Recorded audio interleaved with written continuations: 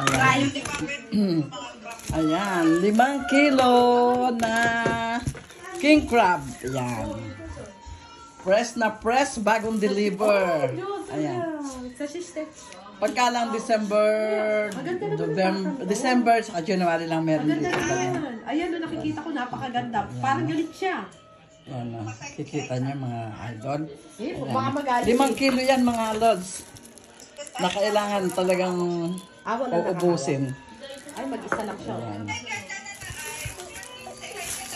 Ayan, napakalalaki niyan. Ay, nako. Ayaw niya, hindi na kami kakausapin niya. Ito ang pinakaano. Ayan. Ito. Ito lang mga lods, alam nyo. Ayan. Kasi sa Pilipinas, pag bumibili kami dyan, 1 piraso, nagtanong ako. Ilang libo yun? Na yata itong Alam ko, ano? Ayan, no? Kita nyo? Kaya pala mahina na, hindi na makahigop eh. Picture mo. Ayun, okay. Ayan.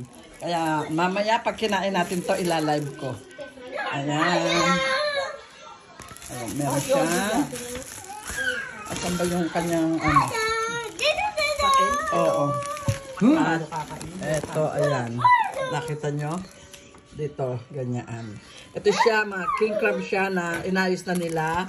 Nilinis na, maayos na. Kakainin mo na lang. Ay, sumidali mo to. Okay, bye! Paki-like naman po at mag-comment kayo kung magkano sa atin ang kilo niyan. Wala akong idea. Kasi hindi ko afford dyan bumili.